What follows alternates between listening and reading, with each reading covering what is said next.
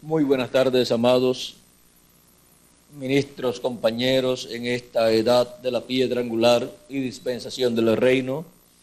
Es para mí una bendición grande estar con ustedes en esta ocasión para compartir unos momentos de compañerismo ministerial alrededor de la palabra de Dios y así ver dónde estamos en el campo ministerial, en la edad de la piedra angular y dispensación del reino.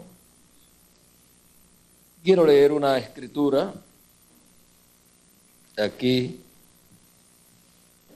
en el Éxodo,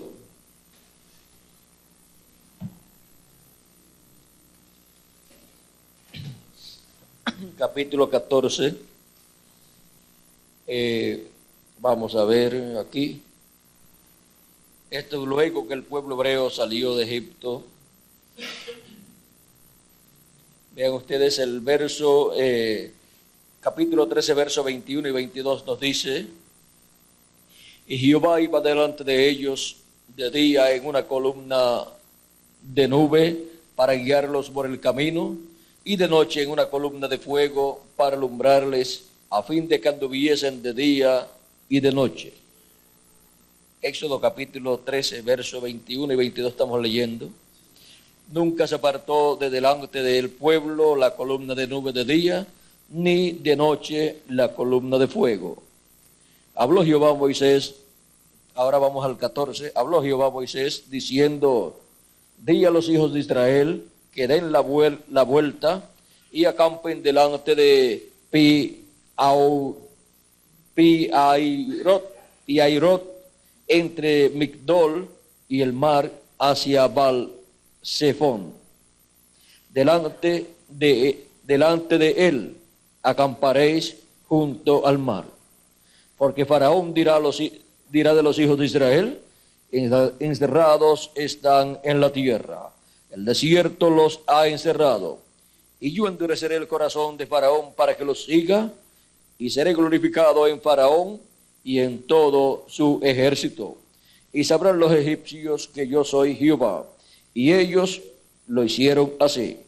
Y fue dado aviso al rey de Egipto que el pueblo huía. Y el corazón de Faraón y de sus siervos se volvió contra el pueblo, y dijeron: ¿cómo hemos hecho esto de haber dejado ir a Israel para que no nos sirva? Y unció su carro y tomó consigo su pueblo. Y tomó 600 carros escogidos, y todos los carros de Egipto, y los capitanes sobre ellos. Y endureció Jehová el corazón de Faraón, rey de Egipto, y él siguió a los hijos de Israel, pero los hijos de Israel habían salido con mano poderosa. Siguiéndolos pues los egipcios con toda la caballería y carros de Faraón, su gente de a caballo y todo su ejército, los alcanzaron acampados junto al mar, al lado de Pi-Hairot, delante de Baal-Zephón. Y cuando Faraón se hubo acercado, los hijos de Israel alzaron sus ojos, y aquí que los egipcios venían tras ellos, por lo que los hijos de Israel temieron en gran manera y clamaron a Jehová. Y dijeron a Moisés: ¿no había sepulcros en Egipto que nos has sacado para que muramos en el desierto? ¿Por qué has hecho así con nosotros, que nos has sacado de Egipto? ¿No es esto lo que te hablábamos en Egipto, diciendo: déjanos servir a los egipcios? Porque mejor nos fuera servir a los egipcios que morir nosotros en el desierto. Y Moisés dijo al pueblo: no temáis, estad firmes y ved la salvación que Jehová hará hoy con vosotros, porque los egipcios que hoy habéis visto, nunca más para siempre los veréis. Jehová peleará por vosotros, y vosotros estaréis tranquilos.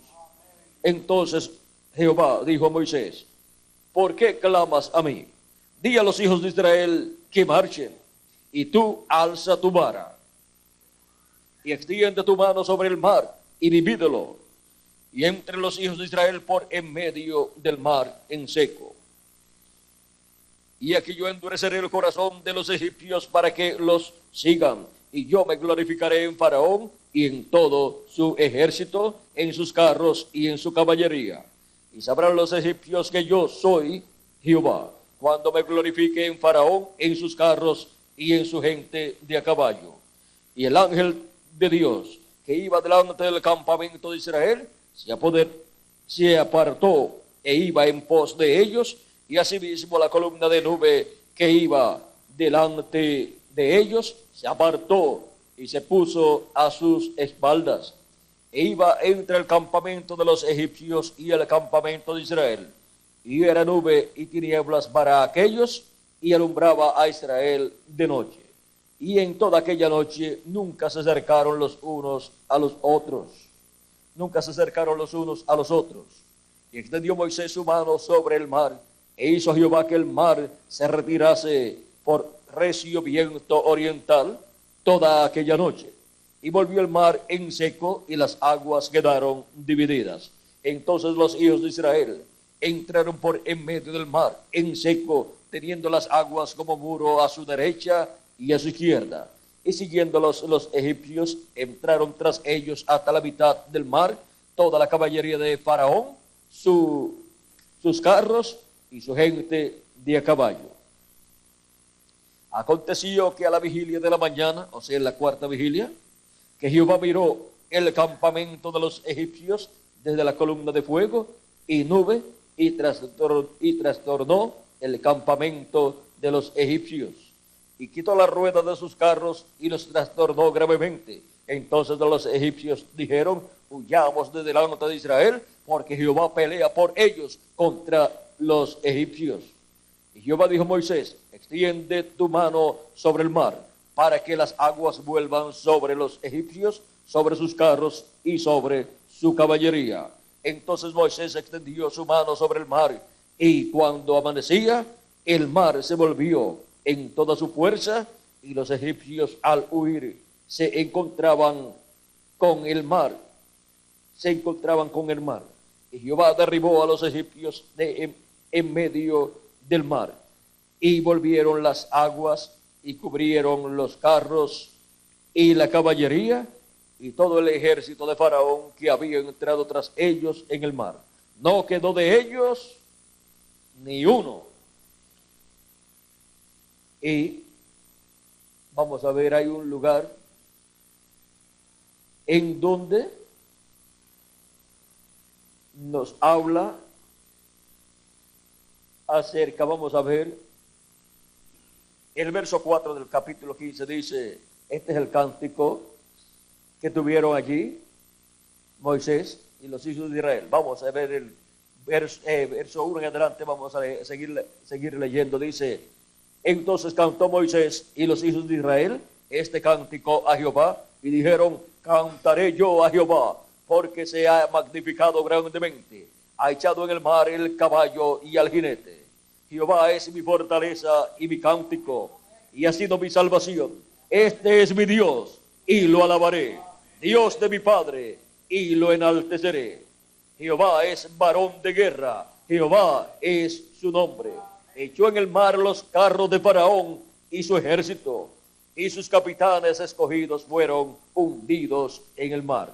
Los abismos los cubrieron, descendieron a las profundidades como piedra.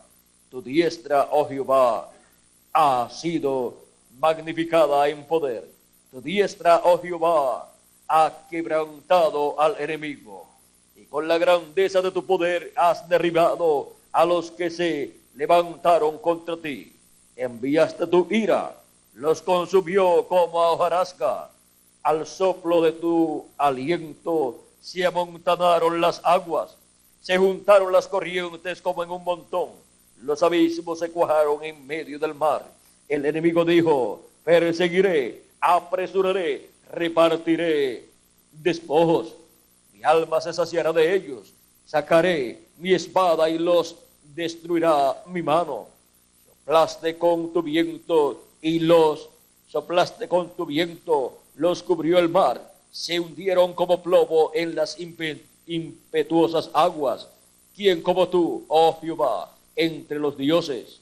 ¿Quién como tú, magnífico en santidad, terrible en maravillas, terrible en maravillas, terrible en maravillosas hazañas, hacedor de prodigios? Extendiste tu diestra, la tierra los tragó, condujiste en tu misericordia a este pueblo que redimiste.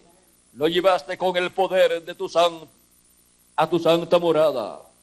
Lo oirán los pueblos y temblarán. Se apoderará dolor de la tierra de los filisteos. Entonces los caudillos de Edom se turbarán. A los valientes de Moab les sobrecogerá temblor. Se acobardarán todos los moradores de Canaán. Caiga sobre ellos temblor y espanto. A la grandeza de tu brazo enmudezcan como una piedra. A la grandeza de tu brazo enmudezcan como una piedra. Hasta que haya pasado tu pueblo, oh Jehová. Hasta que haya pasado este pueblo que tú rescataste. Tú los introducirás y los plantarás en el monte de tu heredad, en el lugar de tu morada que tú has preparado, oh Jehová, en el santuario que tus manos, oh Jehová, han afirmado. Jehová reinará eternamente y para siempre. Porque Faraón entró cabalgando con sus carros y su gente de caballo en el mar. Y Jehová hizo volver las aguas del mar sobre ellos, mas los hijos de Israel pasaron en seco por en medio del mar. Y María, la profetisa hermana de Aarón, tomó un pandero en su mano, y todas las mujeres salieron en pos de ella con panderos y danzas. Y María les respondía: cantad a Jehová, porque en extremo se ha engrandecido, ha echado en el mar al caballo y al jinete. E hizo Moisés que partiese Israel del mar rojo, y salieron al desierto de Shur, y anduvieron 3 días por el desierto sin hallar aguas. Ahora miren aquí algo que nos da aquí una idea muy clara. Dice: Jehová reinará eternamente y para siempre, porque Faraón entró cabalgando con sus carros y su gente de caballo en el mar. Y Jehová hizo volver las aguas del mar sobre ellos, mas los hijos de Israel pasaron en seco por en medio del mar. Vamos a ver si captamos lo que les quiero decir aquí.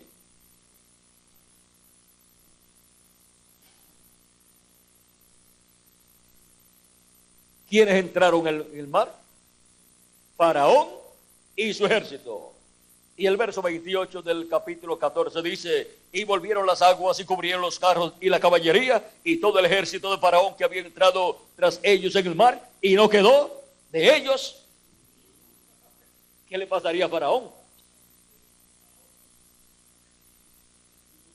Después no se dice nada más de Faraón, ¿verdad? Pues como que allí pues terminó no solamente su ejército, como que también terminó el Faraón, porque dice que Faraón había entrado cabalgando con su ejército, pero en ningún sitio dice que logró salir. Más bien lo que la Escritura dice, que no escapó ni uno. Dice: no quedó de ellos ni uno. Si dijera que quedó uno, pues sería Faraón. Pero parece que Faraón iba frente al ejército, lo más seguro. Así es que el menos posibilidad que tuvo para salir fue él, porque era el primero. Por lo tanto, cuando iban a tratar de escapar, era el último.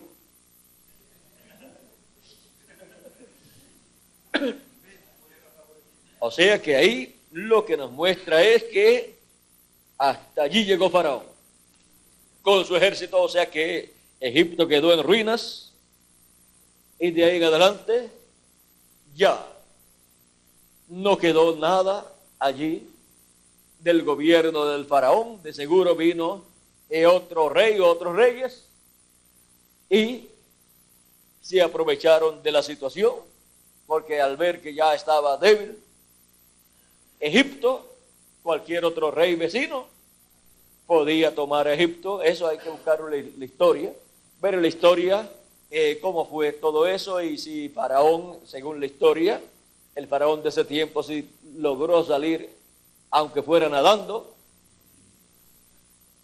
Y porque aquí dice que entró Faraón con su ejército, y después dice la Escritura que no escapó ni uno. Eso es para decir, como diríamos nosotros, no escapó ni uno, o sea que no hubo ni oportunidad para el faraón escapar, porque siempre trataba de escapar pues el rey. Y ahí pues, si no escapó ni uno, si faraón entró, pues entonces no pudo salir. Ahora, ese fue pues el tipo y figura del anticristo y de lo que Cristo hará con el imperio del anticristo en el día postrero. No dice que con el resplandor de su venida el anticristo dejará de existir.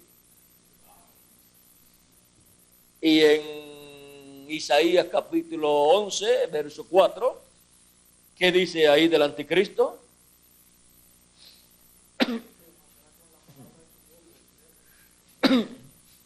En Primera Tesalonicenses, Segunda Tesalonicenses capítulo 2 dice que con el resplandor de su venida y con el espíritu de su boca. Vamos a ver, estas dos escrituras son la misma, pero son habladas en diferentes tiempos y en diferentes dispensaciones. Y ahí, al ser habladas en esa forma, pues se le saca más provecho. Pablo dice, Segundo Tesalonicenses capítulo 2, versos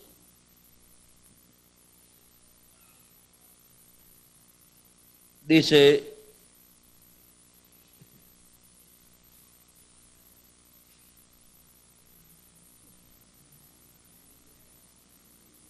miren de lo que habla Pablo. Yo creo que lo podemos leer completo, pero es con respecto a la venida de nuestro Señor Jesucristo y nuestra reunión con Él. Os rogamos, hermanos, que no os dejéis mover, que no os dejéis mover fácilmente de vuestro modo de pensar, ni os conturbéis, ni por espíritu, ni por palabra, ni por carta como si fuera nuestra. Parece que algunos les escribían como si fuera San Pablo escribiendo. O podían decir, por carta San Pablo ha dicho tal cosa, predicó tal cosa. Y vamos a ver, en el sentido de que el día del Señor está cerca. Pues estaban viviendo en el primero de los días postreros, y parece que hubo muchos en aquel tiempo que estaban diciendo que estaban viviendo ya en el día del Señor y todavía faltaban 2000 años. Porque el día del Señor es el séptimo milenio. Y es para el día del Señor la promesa de la segunda venida de Cristo. Por eso les hablo aquí, pero con respecto a la venida de nuestro Señor Jesucristo y nuestra reunión con Él. Nuestra reunión al surgir el llamado de la gran voz de trompeta y ser llamados y juntados en una nueva edad y en una nueva dispensación para ser transformados y ser raptados e ir a la cena de las bodas del Cordero en el cielo y estar siempre con el Señor. Todo ese programa corresponde al día del Señor, que es el séptimo milenio. Y ahora sigue diciendo, nadie os engañe en ninguna manera, porque no vendrá sin que antes venga la apostasía y se manifieste el hombre de pecado, el hijo de perdición, el cual se opone y se levanta contra todo lo que se llama Dios o es objeto de culto, tanto que se sienta en el templo de Dios como Dios, haciéndose pasar por Dios. ¿No os acordáis que cuando yo estaba todavía con vosotros os decía esto? Y ahora vosotros sabéis lo que lo detiene, a fin de que a su debido tiempo se manifieste. porque ya está en acción el misterio de la iniquidad. Solo que hay quien al presente lo detiene, hasta que él a su vez sea quitado de en medio. Entonces se manifestará aquel inicuo a quien el Señor matará con el espíritu de su boca, esa es la palabra, la espada de dos filos, y destruirá con el resplandor de su venida. Inicuo, cuyo advenimiento es por obra de Satanás, con gran poder y señales y prodigios mentirosos, y con todo engaño de iniquidad para los que se pierden, por cuanto no recibieron el amor de la verdad para ser salvos. Por esto Dios les envía un poder engañoso para que crean la mentira, a fin de que sean condenados todos los que no creyeron a la verdad, sino que se complacieron en la injusticia. Ahora miren, aquí dice que lo matará con el espíritu de su boca y lo destruirá con el resplandor de su venida. Y en Isaías, capítulo 11, Isaías capítulo 11, vamos a ver lo que aquí nos dice. Capítulo 11, verso 4.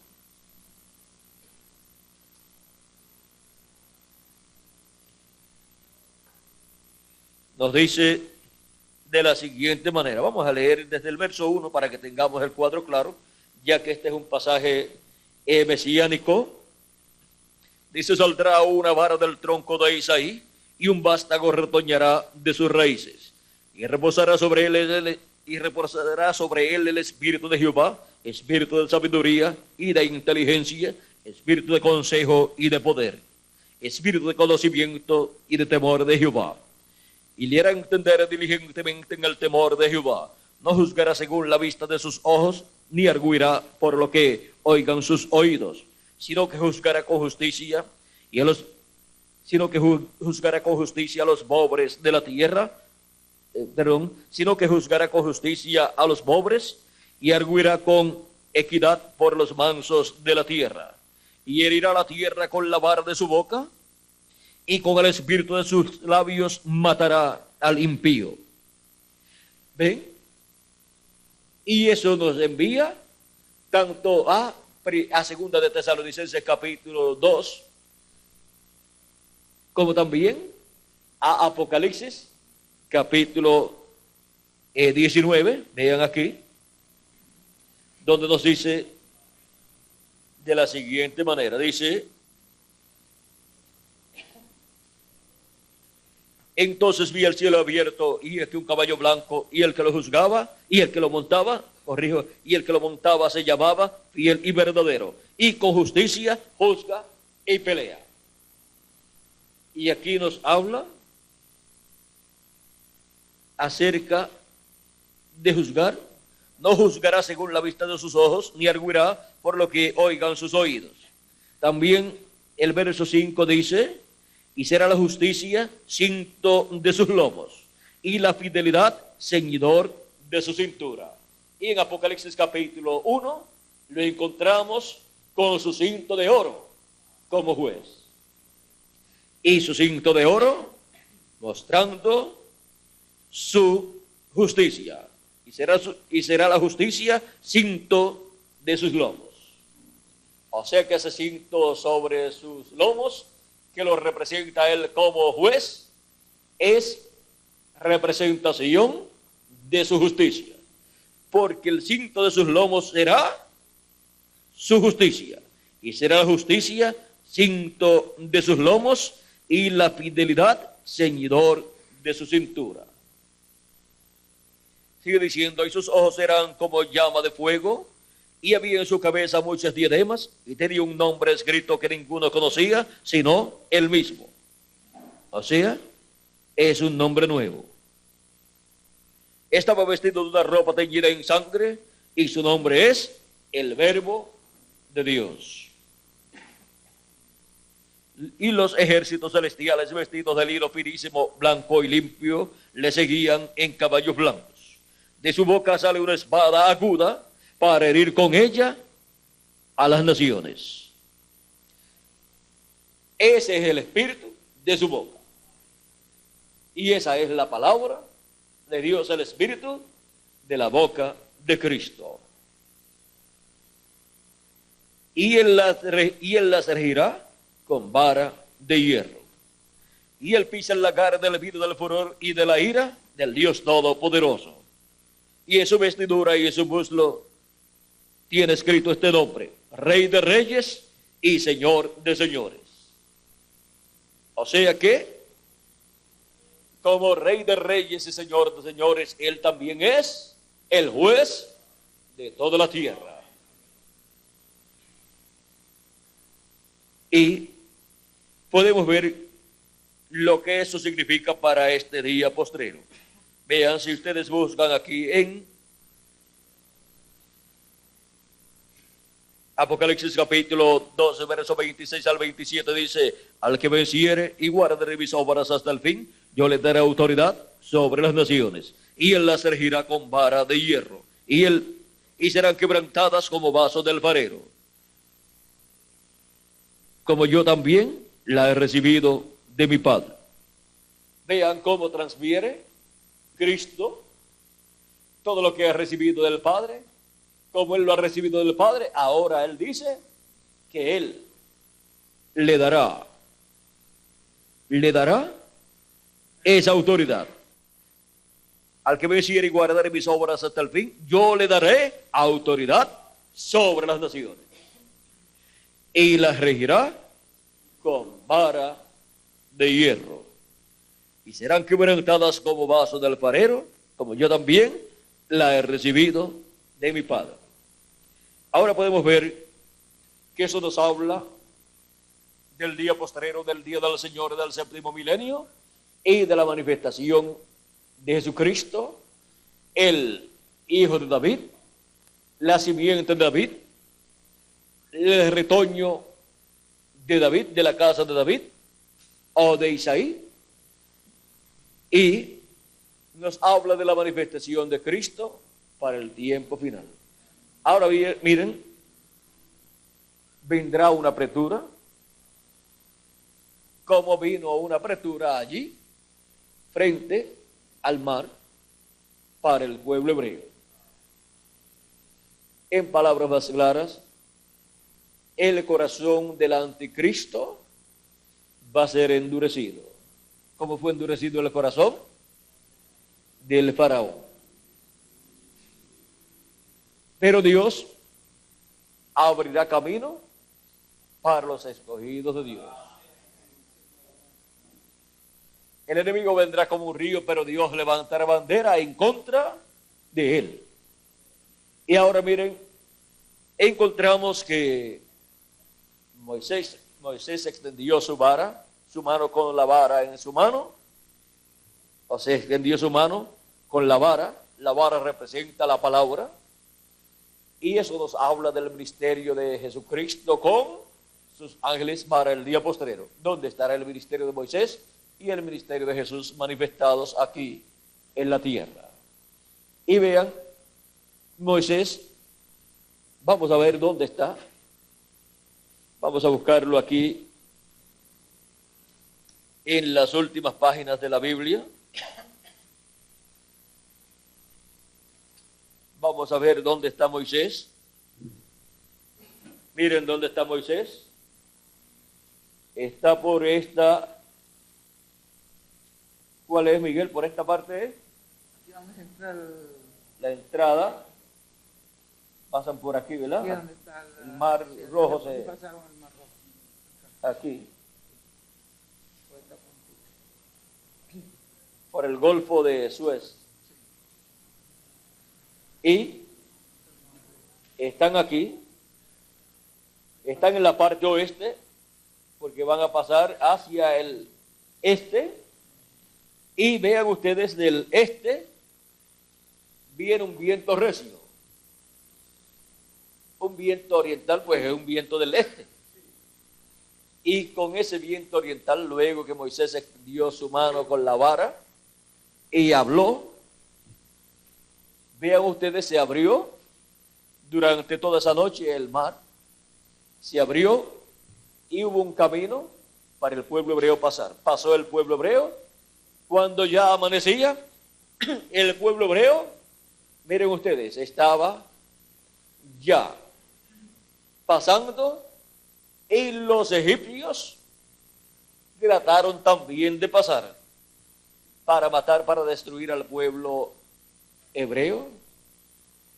Pero Dios comenzó cuando estaba amaneciendo, o sea, en la cuarta vigilia, comenzó a trastornar las ruedas de los carros de caballo, y con un trastorno así no podían seguir adelante. O sea, se volvió una confusión. No tenían, quizás no tenían lo que nosotros le llamamos gatos, como tenemos en los carros,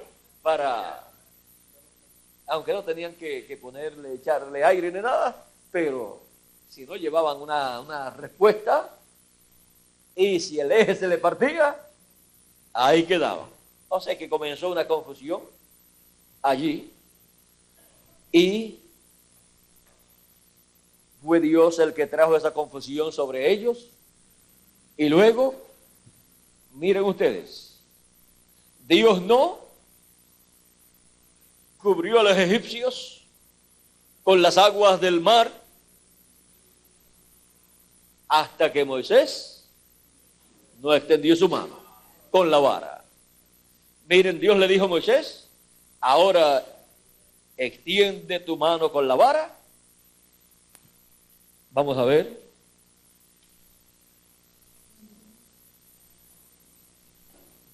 Capítulo 14, por ahí al 15 estábamos leyendo 14, dice.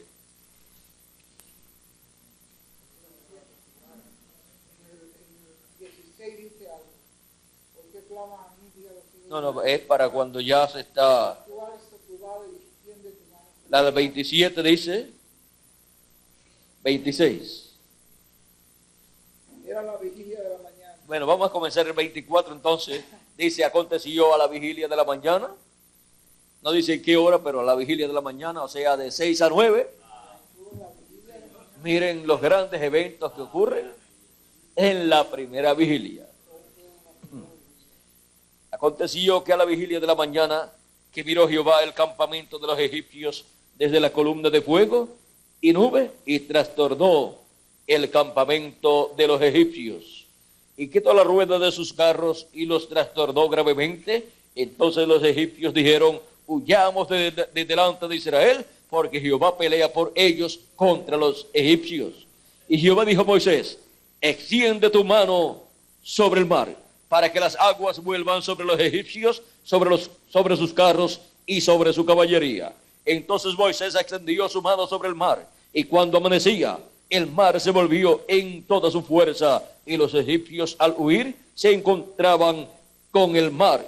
Y Jehová extendió, y Jehová derribó a los egipcios en medio del mar, y volvieron las aguas y cubrieron los carros y la caballería, y todo el ejército de Faraón que había entrado tras ellos en el mar, y todo el ejército de Faraón que había entrado con ellos en el mar. Y todo el ejército de Faraón que había entrado tras ellos en el mar. No quedó de ellos ni uno. Como decimos nosotros, no quedó de ellos ni el gato.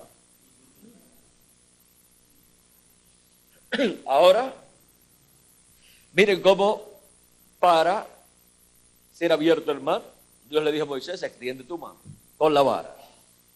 Y cuando fue a ser cerrado el mar, Dios le dice nuevamente a Moisés, extiende tu mano para que las aguas vengan sobre los egipcios.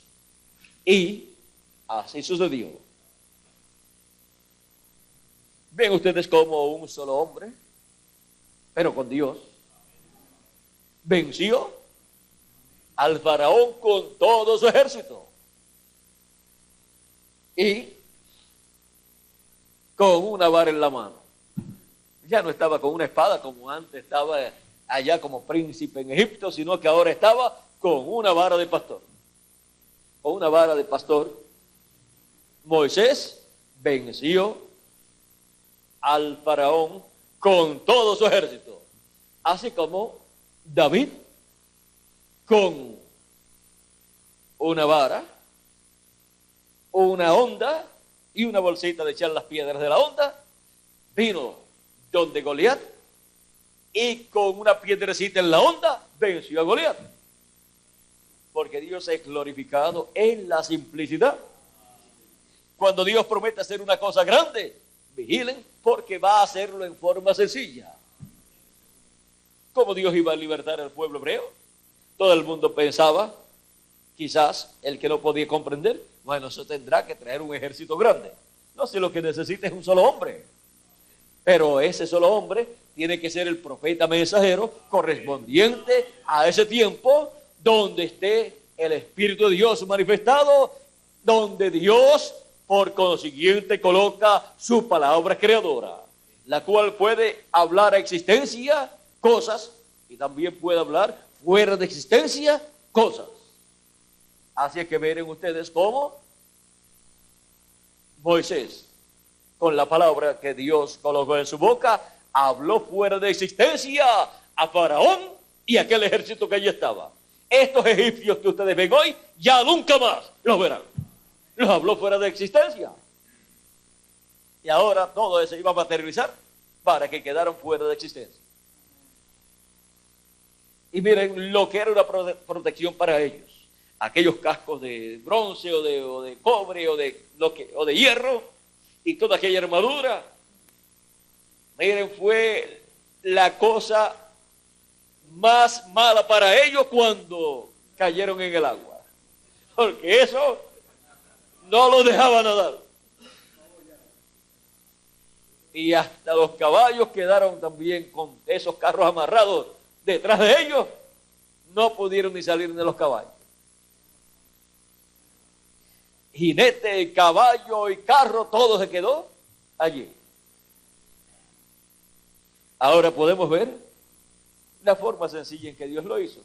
Un hombre con una vara. Pero esa vara representaba la palabra de Dios. Y está prometido que regresará nuevamente Moisés. Así es que él vendrá con la vara. Y con esa vara,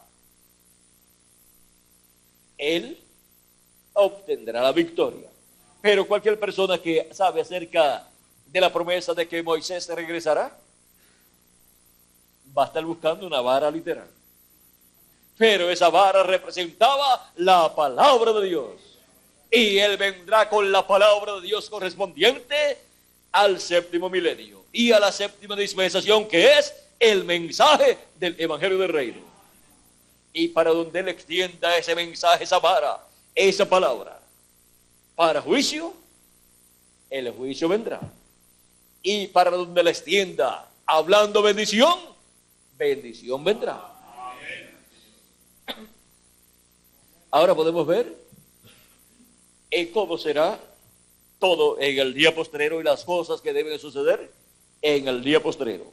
Vean cómo el reino de los gentiles, el reino del anticristo para el día postrero, el cual será el reino de los gentiles que estará en las manos del anticristo, del hombre de pecado, en el cual el diablo estará encarnado. Vean ustedes cómo finalizará durante la gran tribulación. Las plagas que vinieron a Egipto estarán siendo actualizadas en medio del reino del anticristo, y los juicios divinos estarán siendo manifestados. Y allí estarán Moisés y Elías, los dos olivos. Moisés con la vara de Dios, la palabra de Dios. Y vean ustedes, estará también el ministerio de Jesús ahí presente. Y ahí se cumple con el espíritu de su boca. Cristo con el espíritu de su boca y también con la vara de hierro, y se cumple con la espada que sale de su boca. Todo eso nos habla de la palabra. Y todo eso estará manifestado plenamente durante la apertura y también durante la gran tribulación. Pero para los escogidos, la palabra será de bendición. Para el reino del anticristo, será de juicios divinos siendo manifestados sobre la tierra. Y así como terminó Faraón y su ejército, terminará el hombre de pecado del anticristo con su ejército o sus ejércitos también. Eso es lo que nos muestra el libro del Apocalipsis. Ahora, podemos ver que estamos en el tiempo final, en el día del Señor, en el día postrero, en el séptimo milenio, en donde todas las grandes cosas prometidas para ser hechas por Dios serán hechas en forma sencilla, en simplicidad. Esa apertura está por venir. Pero mientras tanto, disfrutamos este tiempo que tenemos, en el cual tenemos mucha libertad para estar llevando el mensaje por todos los lugares, hasta que se complete el número de los escogidos de Dios. Vimos que por un fuerte viento del oriente, que vino de oriente a occidente, fue que el mar se abrió. Y vean ustedes, en el mensaje del oriente, que es el mensaje del evangelio del reino para el día postrero, ¿a dónde viene? Al occidente. Porque aquel fuerte viento vino del oriente, vino a donde estaba Moisés, y Moisés estaba al occidente, a la parte del occidente, porque Egipto queda al oeste de la tierra de Israel. La tierra de Israel está acá, Egipto está acá, o sea que el oeste de Israel, miren, es hacia acá. Es como cuando los magos dijeron, hemos visto su estrella en el oriente. Pues los magos estaban vamos a ver, por acá.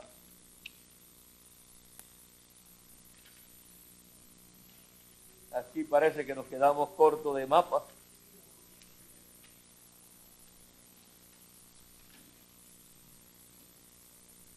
Bueno, aquí lo tenemos.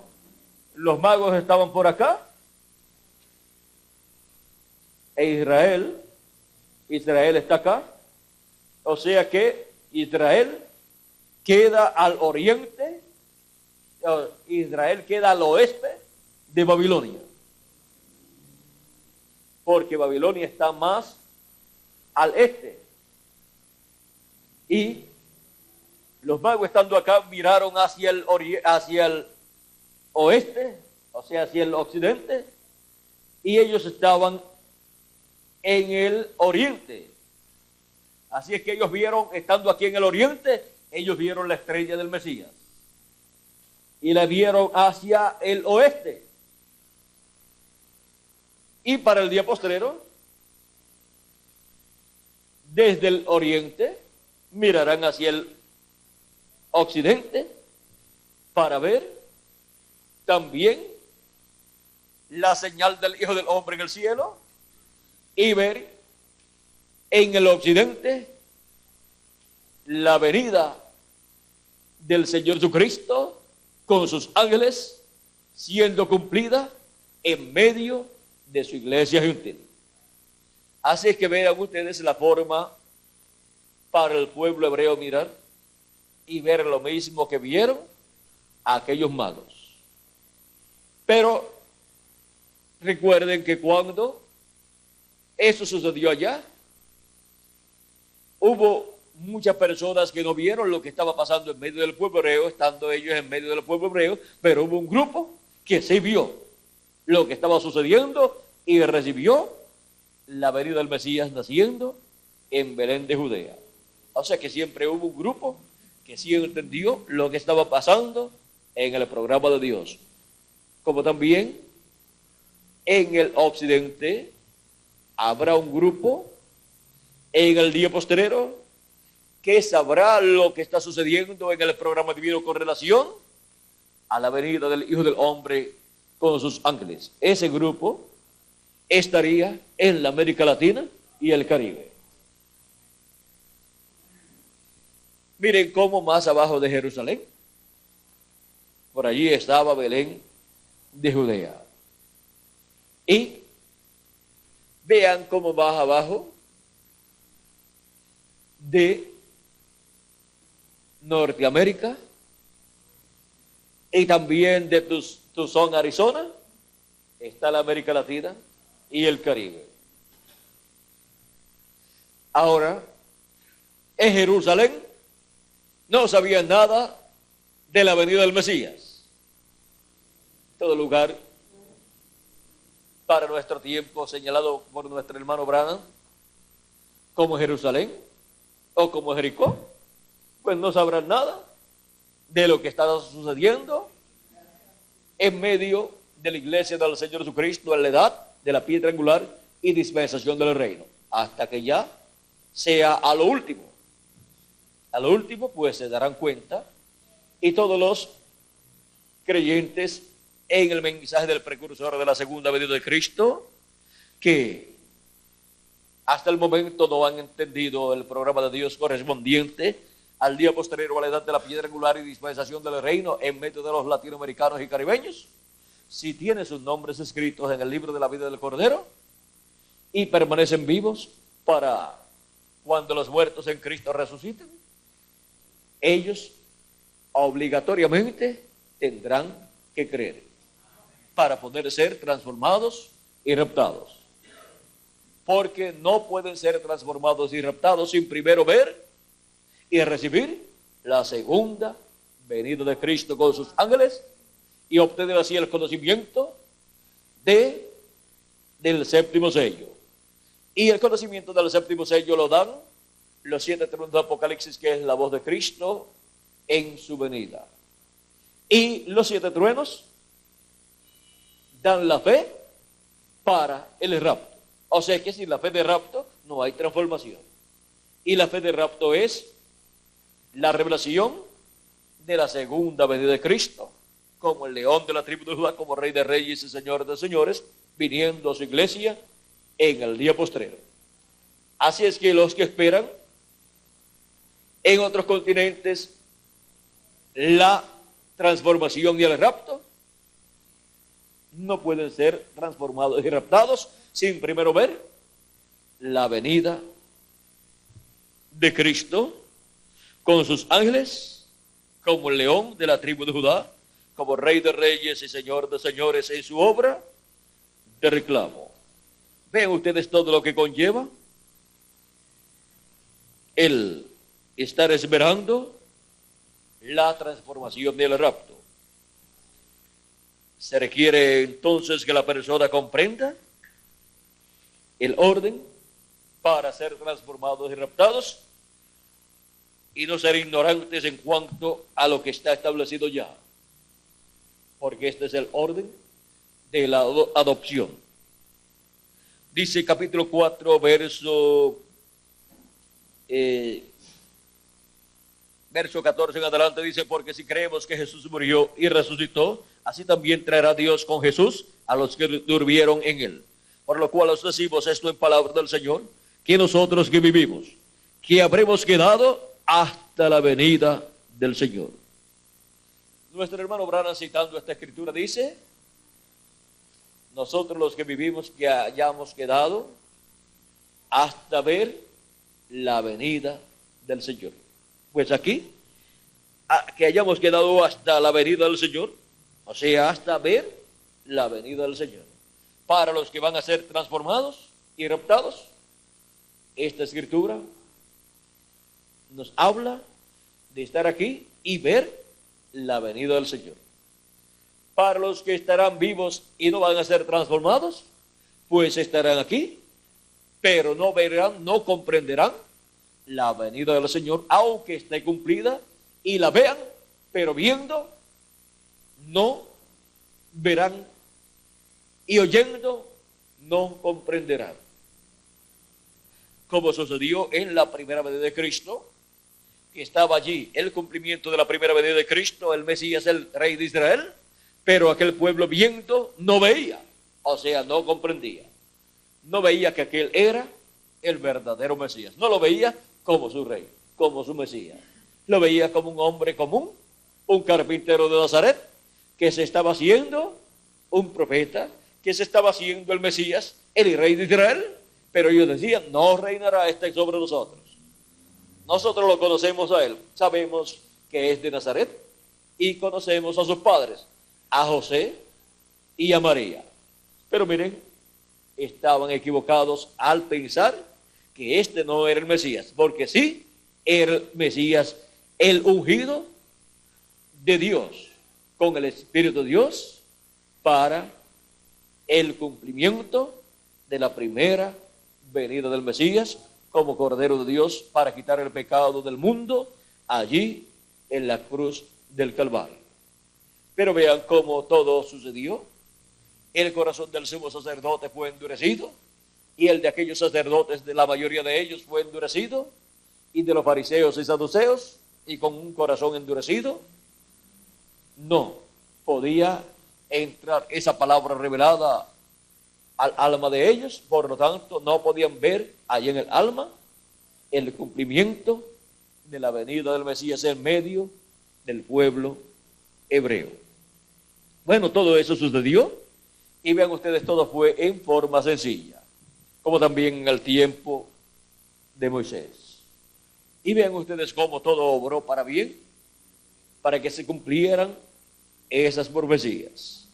Vemos cómo también la rebeldía, endurecimiento y mala actitud del faraón obró para bien, para la mano poderosa de Dios manifestarse en juicio divino sobre el faraón y su ejército y su gente, y cumplirse así lo que Dios dijo al profeta y patriarca Abraham en el capítulo 15, cuando le dijo a Abraham de la siguiente manera: entonces Jehová dijo a Abraham, ten por cierto que tu descendencia morará en tierra ajena y será esclava allí, y será oprimida 400 años. Mas también a la nación a la cual servirán, juzgaré yo. O sea, que el juicio divino vino sobre la nación egipcia bajo el ministerio ¿de quién? De Moisés. El ministerio de Moisés trae juicio divino para el pueblo que está señalado que recibirá el juicio divino, pero trae bendición para el pueblo que está señalado para recibir redención o liberación. Y con mano fuerte Dios juzgaría a esa nación. Dice, será, mas también a la nación a la cual servirán, juzgaré yo. Y después de esto saldrán con gran riqueza. Y tú vendrás a sus padres en paz y serás sepultado en buena vejez. Y la cuarta generación volverán acá, porque aún no ha llegado a su colmo la maldad del amorreo hasta aquí. Y ahí podemos ver y cómo la promesa de la liberación del pueblo hebreo y los juicios divinos que caerían sobre el pueblo opresor, que sería el pueblo egipcio. Vean ustedes cómo está condensado todo lo que iba a suceder allí en estas palabras que le dio Dios al profeta Abraham. También dice, y saldrán con gran riqueza. Y vean ustedes cómo Moisés recibió la revelación divina de la forma en que saldrían con gran riqueza, y era pidiendo a los egipcios oro, plata, vestidos y todas esas cosas, para que no se fueran con las manos vacías, porque habían trabajado 400 o 430 años, llevaban ya allí en Egipto, y en 430 años una persona debe haber hecho algo. Y si Dios los libertaba, iban a salir ricos de Egipto, y esa era la forma en que iban a salir ellos ricos. Bueno, podemos ver que todo lo que sucede con el Israel terrenal, que es el pueblo de los siervos, es un reflejo de lo que sucedería con el Israel celestial. Y de edad en edad va cumpliéndose lo que fue un reflejo en medio del pueblo hebreo. Y por eso es que para el día postrero encontramos que para la liberación del Israel celestial, para la libertad gloriosa del Israel celestial, en donde seremos libertados y en donde saldremos con vida eterna aún en nuestro cuerpo físico, porque obtendremos nuestra transformación, que es la manifestación gloriosa de los hijos de Dios, o sea, la adopción, la redención de nuestro cuerpo, la transformación de nuestro cuerpo para tener un cuerpo eterno, para volver así los hijos e hijas de Dios a ser eternos en el cuerpo también, y ser imagen y semejanza de nuestro amado Señor Jesucristo. Miren, como cuando Dios hizo a Adán a imagen y semejanza suya, él no moría hasta que no pecó. Y ahora Cristo está haciendo a sus hijos a imagen y semejanza suya. De edad en edad ha estado haciéndonos la imagen, o sea, el cuerpo teofánico, el cual recibimos cuando recibimos a Cristo como nuestro Salvador y recibimos su Espíritu Santo. Y luego nos hará su semejanza, que es el cuerpo eterno, el cuerpo glorificado que Él ha prometido para cada uno de nosotros.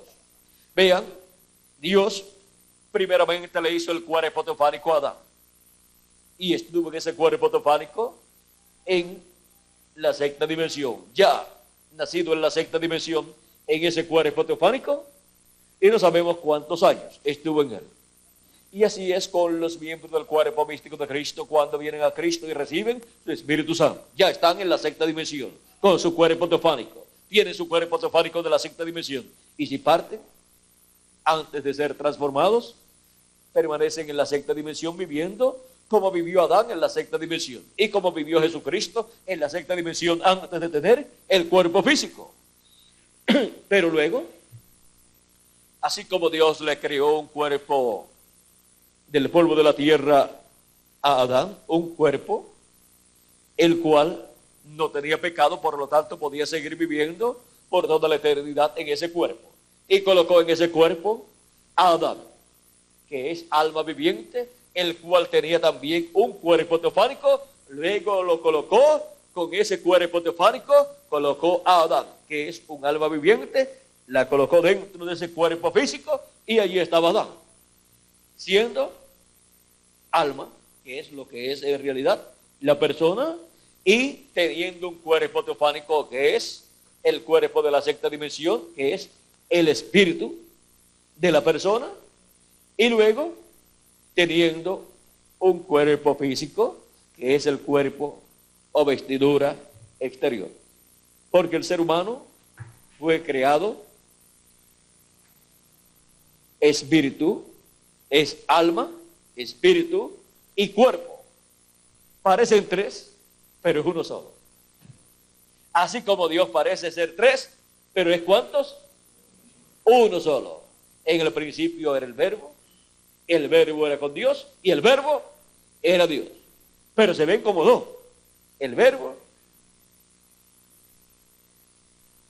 era en el principio con Dios, ahí se ven como dos. Y el verbo era Dios. Y luego cuando el verbo se hizo carne, ahora se ven tres. Pero era Emmanuel, que traducido es Dios con nosotros. Dios con un cuerpo teofánico en el cual vivió, y fue lo primero que Dios creó, y lo creó para sí mismo. Y luego Dios vino y se hizo un cuerpo físico, creando una célula de vida de sangre allí en el vientre de María, la cual se multiplicó célula sobre célula y se formó el cuerpo físico de Dios, Emmanuel, para vivir entre los seres humanos, el Jehová del Antiguo Testamento, el cual dijo en una ocasión, antes que Abraham fuera, yo soy. Abraham deseó ver mi día, lo vio y se gozó. Y Juan el Bautista dijo, después de mí viene uno del cual yo no soy digno de desatar la correa de su calzado, el cual dijo, es antes de mí. Y había nacido ese cuerpo físico después de Juan. Pero el que estaba dentro de ese cuerpo físico era antes que Juan el Bautista, era antes que Abraham y era antes que Adán también. Porque era Dios dentro de su cuerpo teofánico y luego, cuando se hizo carne, pues dentro de su cuerpo de carne. Y dentro de ese cuerpo de carne estaba con el cuerpo teofánico. Por eso fue el ángel de Jehová. Cuando se habla del ángel de Jehová, es Dios con su cuerpo teofánico. Y el ángel de Jehová, vean ustedes, estaba dentro del velo de carne llamado Jesús. Ahora podemos ver cómo fue todo eso y cómo aparecen, o algunas personas pueden decir, son tres. Pero cuando uno mira bien, uno ve que es Dios con su cuerpo teofánico dentro de su cuerpo de carne. Muéstranos al Padre, nos basta, le dice Felipe. Jesús dice, tanto tiempo hace Felipe que estoy con ustedes, con vosotros, y todavía no me has conocido. ¿No sabes que yo estoy en el Padre y el Padre en mí, o viceversa? ¿Cómo es que lo dice Miguel? Y el que me ha visto a mí, ha visto al Padre. O sea que estaban viendo al Padre velado en carne humana. Estaban viendo el velo de carne. Pero dice también a Dios, nadie le vio jamás. El unigénito Hijo que está en el seno del Padre, Él le declaró. Era la declaración del Dios creador de los cielos y de la tierra a través de carne humana. Metido en ese velo de carne, el cuerpo teofánico de Dios y el mismo Dios dentro de su cuerpo teofánico, metido en ese cuerpo de carne. Por eso las cosas que Jesús hacía no las podía hacer cualquier hombre si Dios no era con él y si Dios no era en él. Ahora podemos ver todo lo que sucedió allá y podemos ver que eso había sido prometido para ser cumplido, para ser manifestado en aquel tiempo. Y se cumplió en una forma tan sencilla a través de un joven carpintero de Nazaret,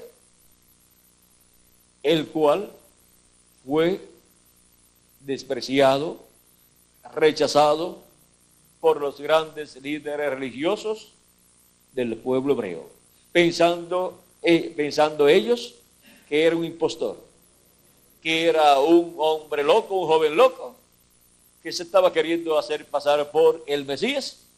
Pero ¿cómo se podía saber si era o no era el Mesías? Cristo dijo, si yo no hago las obras de mi Padre, no me crean. Pero si las hago, pues crean a las obras, y ustedes no pueden creer en mí. O sea que las cosas que Dios dijo que iba a hacer en la primera venida del Mesías estaban siendo hechas por Jesús de Nazaret. Nadie más las estaba haciendo ni las podía hacer. O sea que las cosas que Dios había prometido que haría a través del Mesías estaban siendo hechas a través de Jesús. Por lo tanto, el que estaba en Jesús era nada menos que el Dios de Abraham, de Isaac y de Jacob, el ángel de Jehová, haciendo esas cosas que había él prometido. Y ahora miren cómo tratan a Jesús. Lo tratan más mal que a Juan el Bautista. Jesús, encontramos que continuó hacia adelante con su ministerio, aunque los grandes líderes religiosos del pueblo hebreo lo rechazaron. A cualquier persona le podía desanimar esto, pero a Jesús no. Jesús dijo que debía ser así. Él dijo que tenían que estar ciegos para que se cumpliera la profecía de Isaías. Y así viendo no vieran y oyendo no entendieran, y se convirtieran y Dios los salvara. Si el pueblo hebreo creía en Jesús, sus líderes religiosos y políticos creían en Jesús y lo recibían, lo iban a colocar sobre el trono de David, lo iban a coronar y el milenio tenía que comenzar. Pero faltaban muchos años, unos 2000 años, para llegar el séptimo milenio, que es el milenio en donde la segunda venida de Cristo como el Rey de Reyes y Señor de Señores y el León de la tribu de Judá se cumple, o sea, donde la venida de Cristo se cumple. En el tiempo de la primera venida de Cristo no se estaba viviendo en el séptimo milenio, en el día del Señor, por lo tanto, no podía Cristo hacer las cosas correspondientes a su segunda venida. Por eso se detuvo allí en Isaías capítulo 61, verso 2, en donde dijo, y a predicar el año de la buena voluntad de Jehová. No continúa leyendo porque el resto decía, y el día de venganza del Dios nuestro. Porque el día de venganza es para ser predicado en este día posterior, en el día del Señor, en el séptimo milenio, en la venida del Señor, en la venida del Hijo del Hombre con sus ángeles, como el león de la tribu de Judá, como Rey de Reyes y Señor de Señores en su obra de reclamo. Ahora vean cómo cada cosa tiene su lugar en el programa divino. Por eso es que el mensaje del Evangelio del Reino, que es el mensaje para el pueblo hebreo, es el mensaje para el oriente, viene al occidente como un viento recio y en el momento de la apertura estará abierto el mar, que nos habla de la muerte, como el Jordán también nos habla de la muerte. Vean ustedes cómo Moisés abrió el mar rojo y luego lo cerró. Y luego Josué abrió el Jordán. Y luego Elías abrió el Jordán también. Y luego Eliseo abrió el Jordán también. Y ahora para el día posterior viene el ministerio de Moisés para abrir el mar rojo, o lo que representa el mar rojo en este tiempo final, porque la muerte querrá destruir a los escogidos de Dios, pero se abrirá paso para que entremos vivos al nuevo cuerpo y vayamos a la cena de las bodas del Cordero. Aunque algunas veces parte alguno de los nuestros, pero Él regresará. Y ellos vendrán para estar con nosotros. Ahora miren cómo ese viento recio del mensaje del Evangelio del Reino viene del oriente, pues es el mensaje del oriente, es el mensaje para el pueblo hebreo, pero viene ¿dónde? Al occidente, a la iglesia del Señor Jesucristo. Ahora, ¿cómo viene? Bueno, el viento recio allá vino cuando Moisés extendió su mano, con la vara en su mano. Porque eso nos habla del ministerio de Moisés, extendiendo su mano con la vara de Dios, o sea, con la palabra de Dios, y viniendo el mensaje del Evangelio del Reino a la iglesia del Señor Jesucristo para, en el día postrero, poder ser nosotros transformados y pasar a la tierra prometida del nuevo cuerpo y pasar también a la gran cena de las bodas del Cordero, y luego de eso al glorioso reino milenial de nuestro amado Señor Jesucristo. En la cena de las bodas del Cordero pues estaremos allí 3 años y medio, pero luego regresaremos a la tierra para el glorioso reino milenial de Jesucristo. Bueno, era un saludito lo que tenía para ustedes, pero se ha convertido en un saludo de como de ¿cuántos minutos? Como de media hora, Miguel.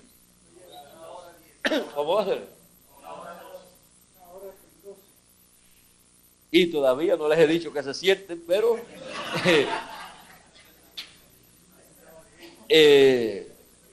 es un recesito. Miguel los tenía sentados ahí como más de una hora, así es que por cada 2 horas que Miguel les tenga sentados, toman 1 hora de descanso de pie, y ahí pues yo les hablo mientras estén descansando las piernas, y así pues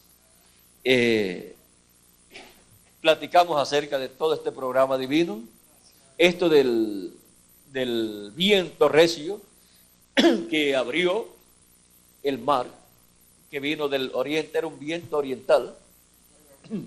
Se los dije rapidito porque mientras estaba allí pues lo vi, lo recibí, y ya pues de seguro hay más por ahí, algo, y Dios pues nos permitirá ver cómo Él va a ir materializando todas esas cosas que sucedieron allá, las va a estar actualizando entre nosotros, y nosotros tenemos que tener nuestros ojos bien abiertos para ver lo que está sucediendo acá y entonces ver el tipo y figura allá. ¿Saben lo que dice nuestro hermano Branham? ¿Quiere usted saber lo que viene? ¿Qué dice? Mire hacia atrás lo que sucedió. ¿Quiere usted ver la espada que sale de su boca o la vara de Moisés? ¿Quiere usted ver todas esas cosas? Al mirar hacia atrás, ve todas esas cosas y entonces eso Dios lo actualiza. Y para la actualización y para ver la actualización, ahí es que necesitamos la revelación contenida en el mensaje del Evangelio del Reino. Porque mientras no tenemos esa revelación, los tipos y figuras del pasado no los podemos ver materializados en nuestra edad y en nuestra dispensación. Pero, teniendo el mensaje por medio del mensaje, encontraremos la actualización de todo esto que fue una realidad en el pasado, pero que viene a ser ahora tipo y figura de lo que Cristo estará haciendo en nuestro tiempo. Porque lo que es, pues ya fue en el pasado. Y lo que será, pues ya es en el presente. ¿Saben ustedes cómo será el milenio? ¿Y saben ustedes cómo será la eternidad? Ya todo eso está reflejado en el pasado, y también están sucediendo cosas en el presente que luego estarán en el milenio y también en la eternidad. Se preguntarán algunos, bueno, ¿y no habrá ninguna clase de fiesta en el milenio y en la eternidad? Bueno, en el milenio vamos a estar en la fiesta de los tabernáculos. Pero será la fiesta de los tabernáculos actualizada, la cual es el glorioso reino de nuestro Señor Jesucristo con su iglesia sobre todas las naciones. Eso es la fiesta de los tabernáculos actualizada. Y vean ustedes que cuando Dios actualiza algo, lo que hace es que lo engrandece, es más grande.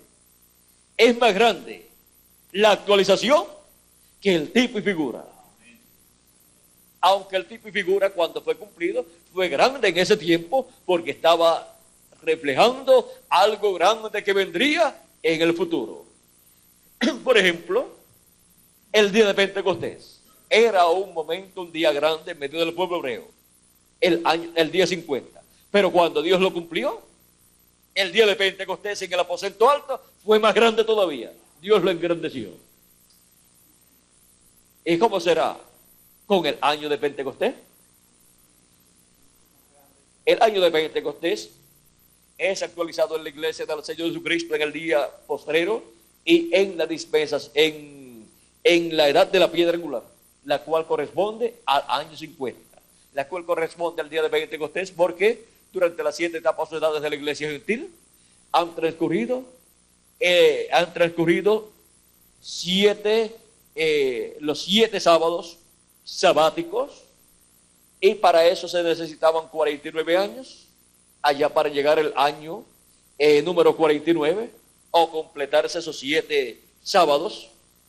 Luego, para completarse las 7 edades de la iglesia gentil, han transcurrido 2000 años. Y luego encontramos que después del año 49, que era sabático, que era festivo, que era de descanso para toda la tierra, luego venía el año 50. Y ahora, después de las 7 edades de la iglesia gentil, la séptima corresponde al año número 49, luego viene el año 50, que es la edad de la piedra angular. Bajo el año 50, el año del jubileo, está la edad de la piedra angular. Por eso es que está también representada en el año festivo número 8. Y el 8 habla de eternidad. Ahora miren, durante el reino milenial encontraremos que muchas cosas de las que sucedieron en medio del pueblo hebreo y de las que estarán sucediendo o han sucedido durante las edades de la iglesia gentil y también durante nuestra edad, estarán siendo manifestadas en el reino milenial. Miren cómo para el reino milenial nos dice que sucederán o se estarán llevando a cabo ciertas cosas. Y también para la eternidad nos dice, vamos a ver aquí, en Apocalipsis,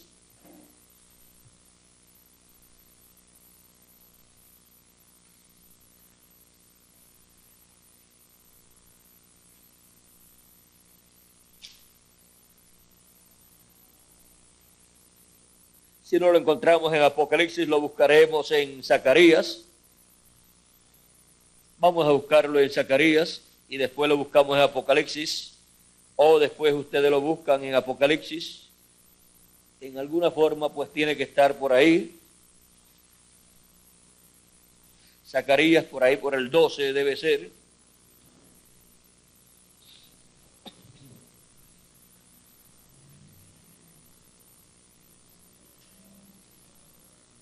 Vamos a ver lo que nos dice. Capítulo 12. Verso 10 en adelante nos dice: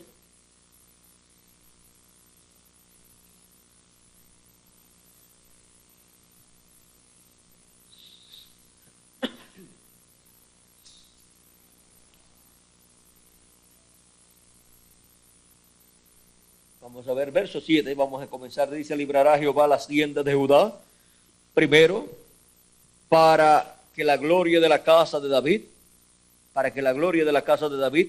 y del habitante de Jerusalén no se engrandezca sobre Judá. En aquel día Jehová defenderá al morador de Jerusalén, el que entre ellos fuere débil, en aquel tiempo será como David, y la casa de David como Dios, como el ángel de Jehová delante de ellos. Y en aquel día yo procuraré destruir todas las naciones que vinieron contra Jerusalén.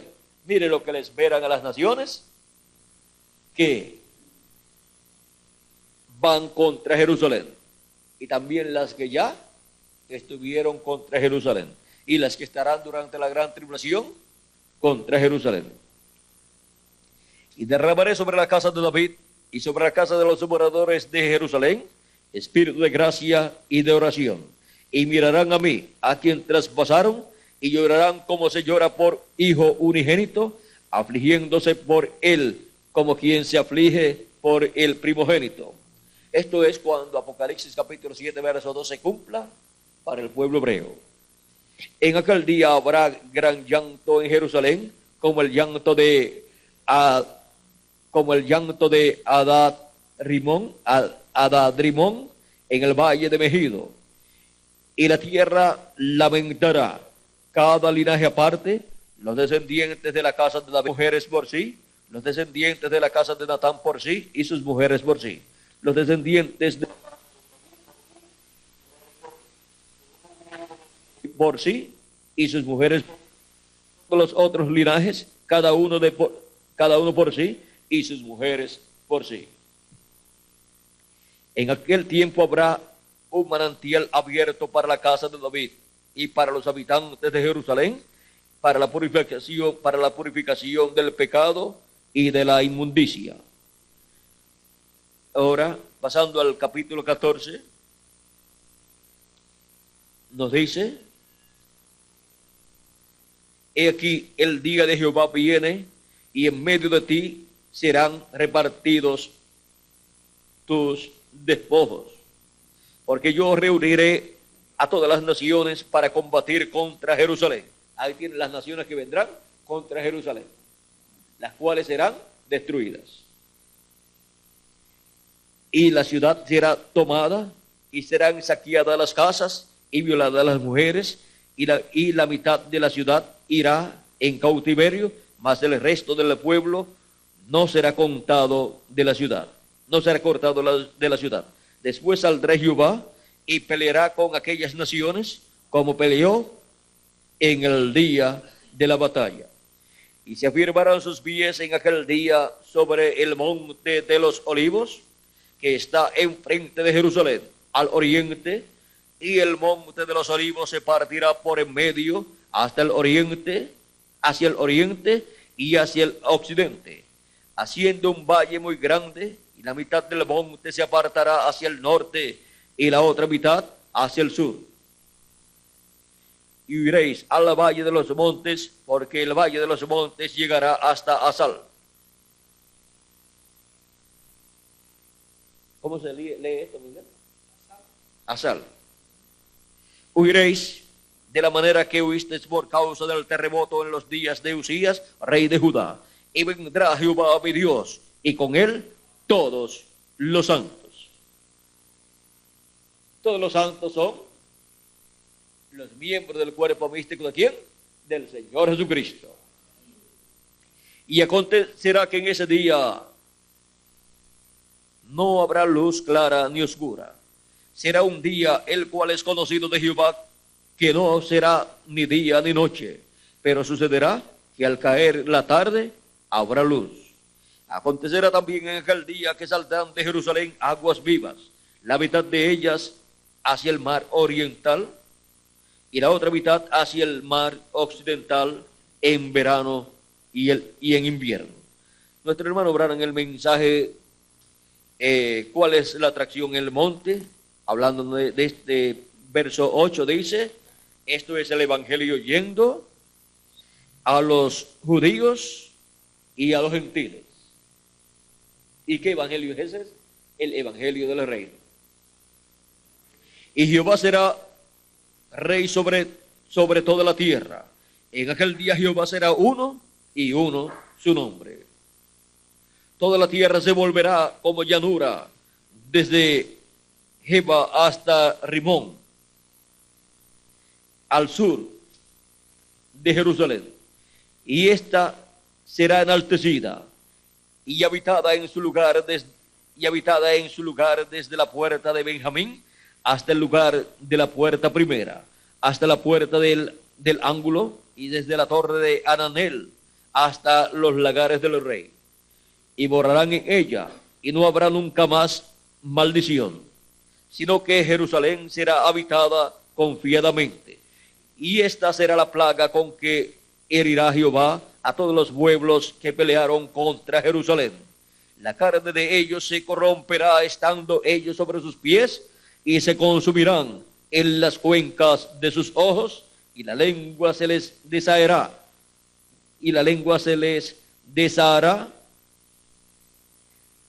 o deshará en su boca. ¿Cómo se lee eso, Miguel? Deshará. Y su lengua se le deshará en su boca. Y acontecerá en aquel día que habrá entre ellos gran pánico enviado por Jehová, y trabará cada uno de la mano de su compañero, y levantará su mano contra la mano de su compañero. Y Judá también peleará en Jerusalén, y serán reunidas las riquezas de todas las naciones de alrededor, oro y plata y ropas de vestir en gran abundancia. Así también será la plaga de los caballos, de los mulos, de los camellos, de los asnos y de todas las bestias que estuvieren en aquellos campamentos. Eso es radioactividad, porque estando en pie, la cuenca de sus ojos se deshará y sus carnes también, y su lengua se deshará en su boca.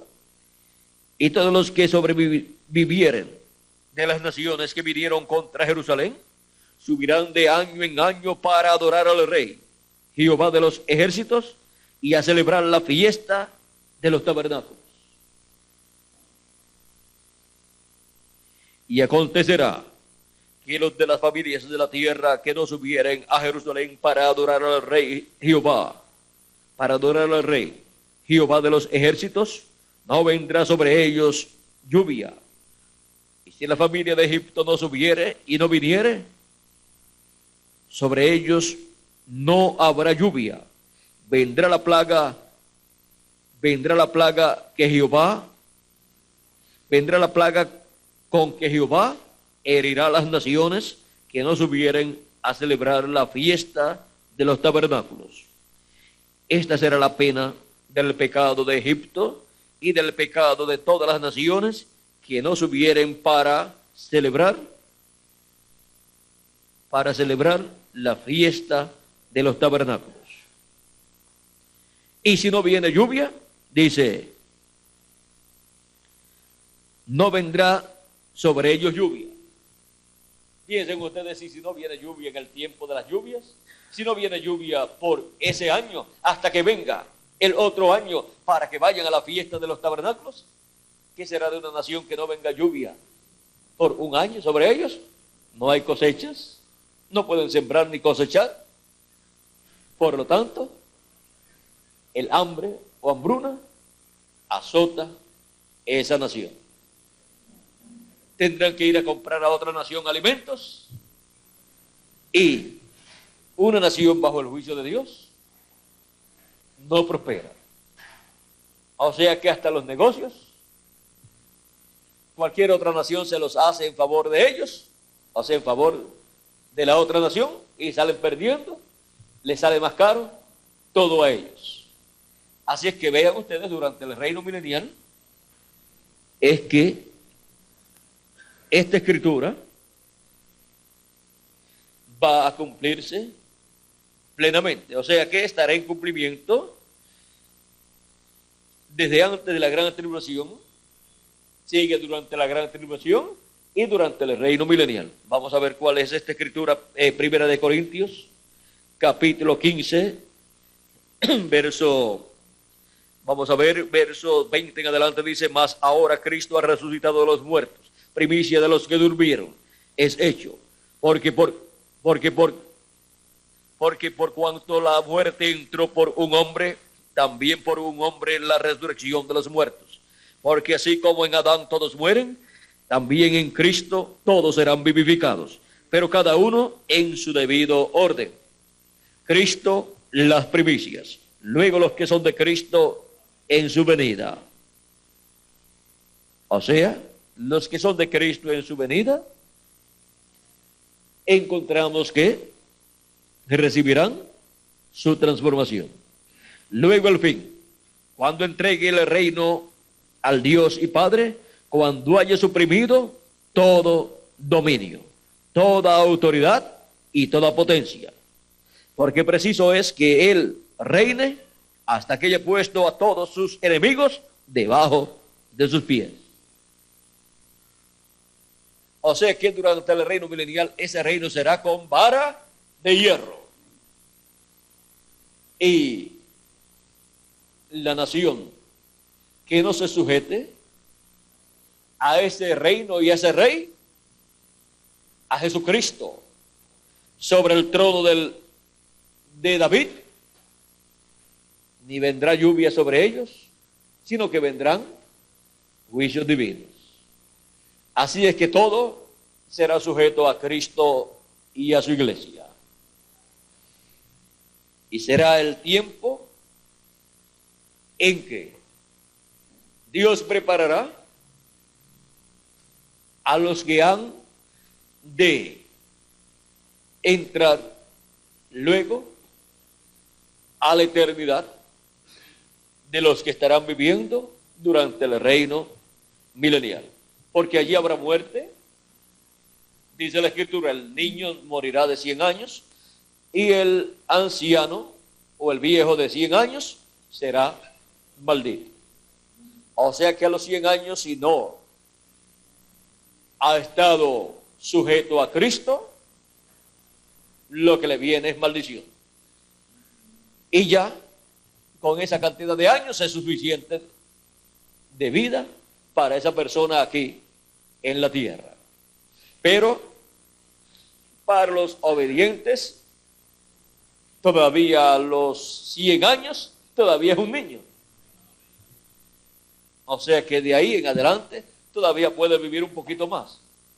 Sus años pueden ser alargados. Ahora, pero dice, morirá el niño de 100 años. O sea que cuando muere una persona de 100 años, es un niño.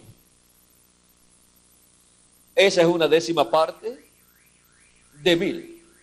Y ahora cuando la edad actual son 70 años normalmente y los más fuertes 80, ¿cuánto es la décima parte de 70? 7.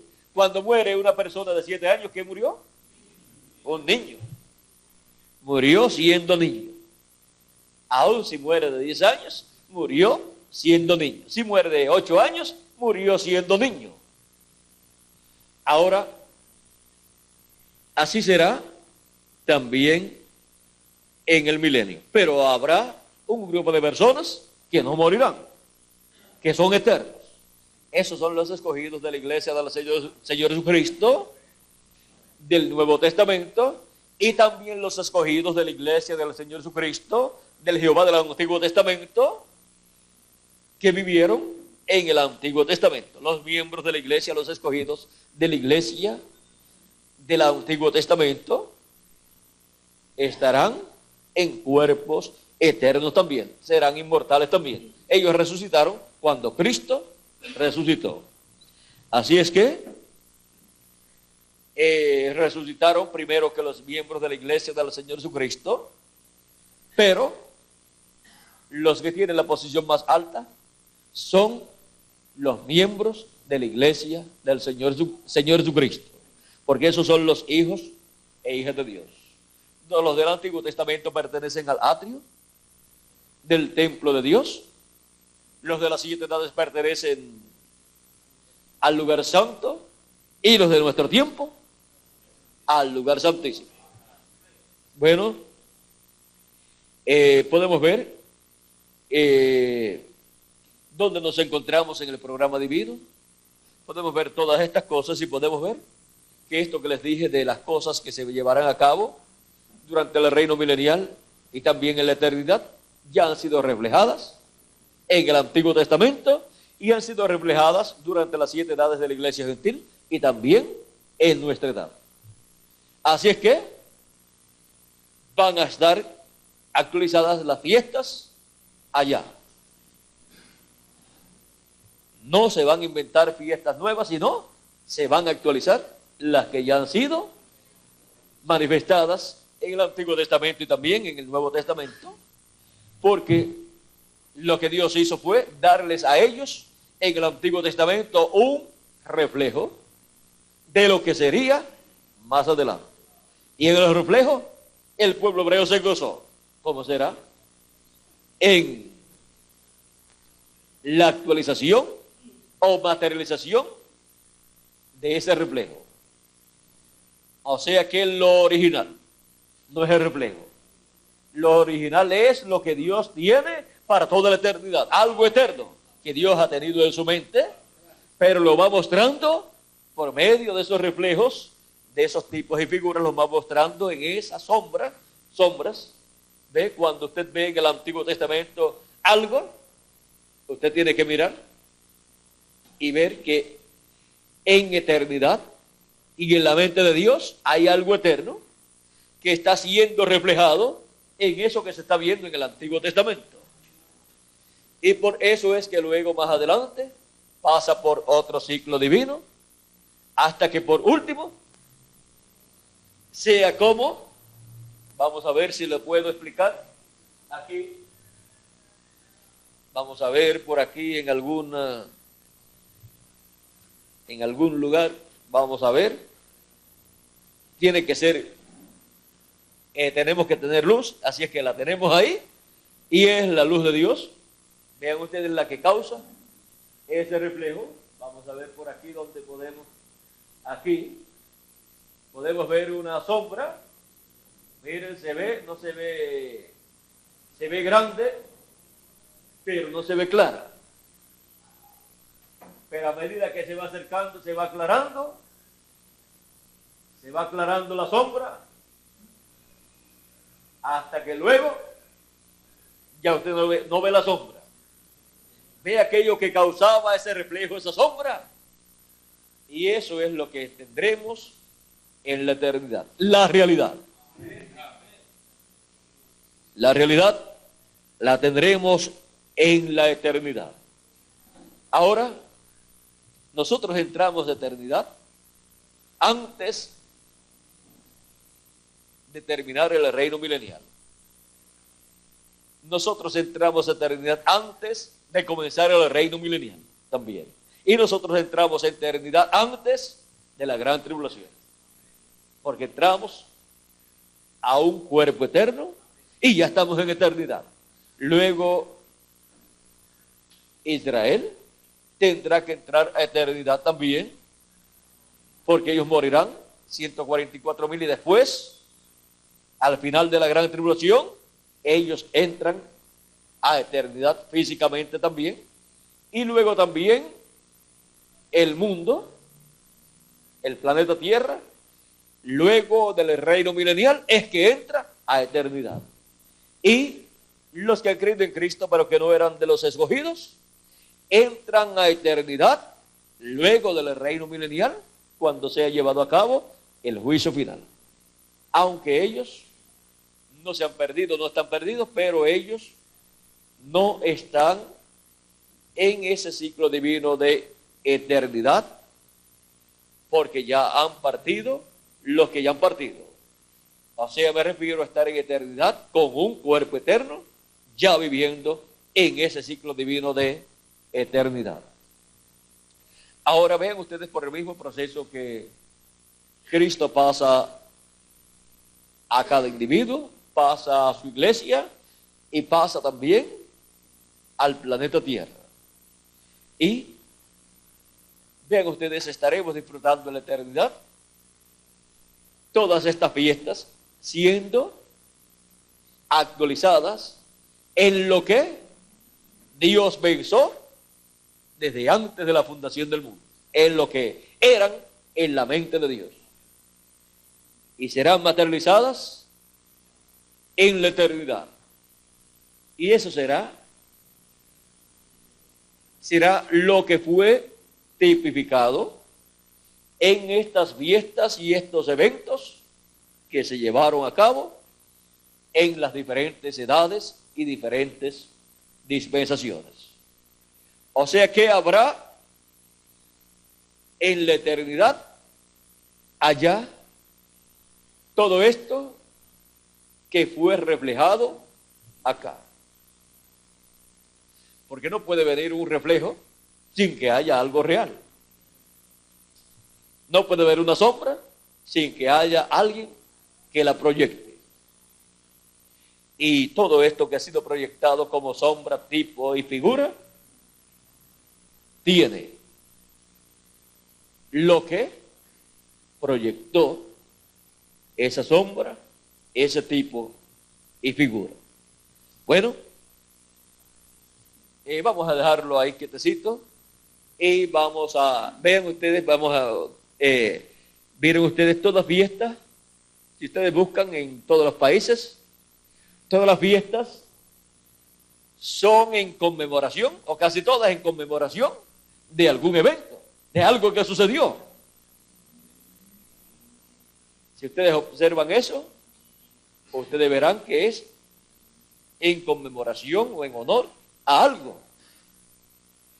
Y así pues ustedes podrán ver que Dios tendrá para la eternidad grandes fiestas celestiales.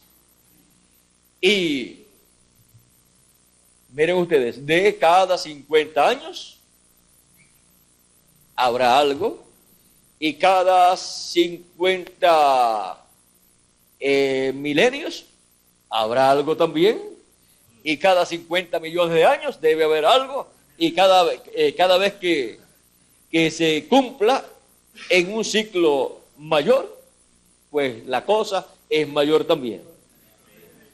Y cuando sea cada 50 billones de años, pues ese tiene que ser un evento, el mismo evento, pero en una forma mayor. Vamos a decir un ejemplo. Bueno, cuando se cumpla los primeros 50 años, pues ese va a ser un gran evento. Pero cuando se cumplan los 50 millones de años, pues ese debe ser un evento a nivel de todo el universo. ¿Ve? Un evento más grande.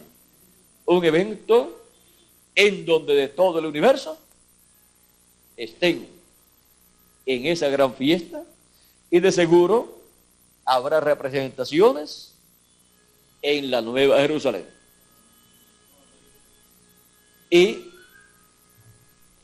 miren, con uno nada más que manden de cada planeta, se llena el planeta completo. Así es que será quizás con uno de cada constelación, o con uno de cada galaxia, porque hay tantas galaxias que solamente con uno que manden de cada galaxia, cuando esté todas pobladas, se llenaría el planeta Tierra completo. ¿Cuántos billones dicen que hay de galaxias?